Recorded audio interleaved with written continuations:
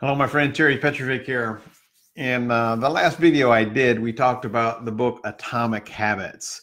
Atomic Habits is a book written by James Cleary. I highly recommend it. You know, here we are, January. Most of us have reflected on 2019, did an assessment, probably like myself, need to make some adjustments. And those adjustments require new routines and new habits. My question for you is, have you created an identity for yourself and habits for yourself that are going to position you for success this year? If you haven't, I encourage you to do so this weekend. And if you have, congratulations. When it comes to routines, what I've discovered over the years, you know, I've been an entrepreneur now for 25 plus years, absolutely love it. I've made pretty much all the mistakes you can make, which is part of my journey. But I will tell you this, when you talk about routines and you talk about habits, the book Atomic Habits can absolutely make a huge impact. Get it. If you want the cheat sheet from the book, I can send you a link.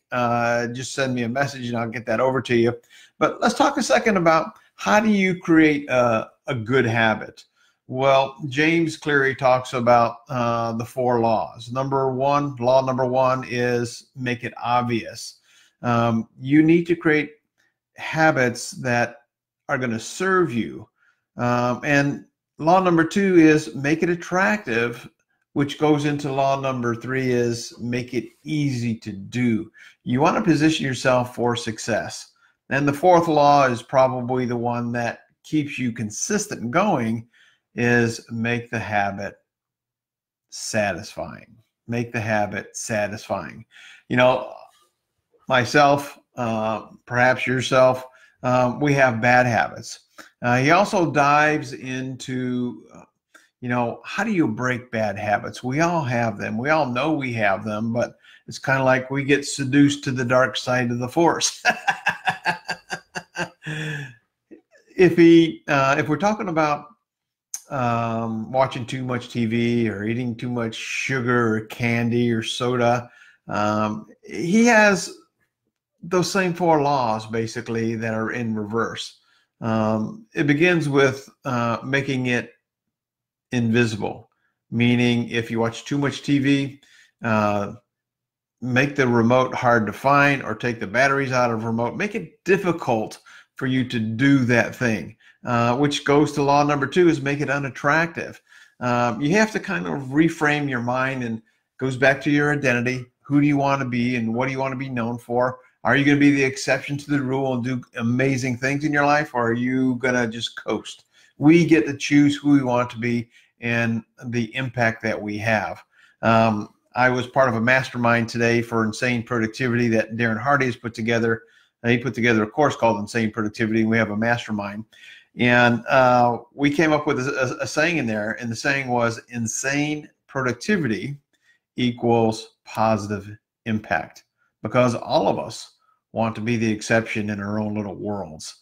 In your world, you want to be the very best that you can be. And in order to accomplish that goal and to inspire people, you need to show up in a way that is a light for people who are struggling. Going back to the how do you break a habit, the 3rd law is law of inversion. Make it difficult. Make it really, really hard for you to do the thing that you want to do. If you're spending too much money on trivial things, you know, you might have heard the expression, put your credit card in the freezer, put it in water, let it freeze. So you got to break that sucker open. If you are eating junk food, just get rid of the junk food, give it away. All the bad habits that you have, just make it really, really hard to do them. And the 4th law is make it unsatisfying. Get an accountability partner that's going to hold you accountable when you do the things that you're not supposed to do. And we all do them. You have to report to somebody, or you have to give money to a organization that you really don't like, where it's going to be painful. So if you do the bad thing, you got to pay the price. What I know is the quality of our choices create the quality of our life and our lifestyle. And if we're not happy with where we are in the quality of our lifestyle, we need to look at the quality of our choices.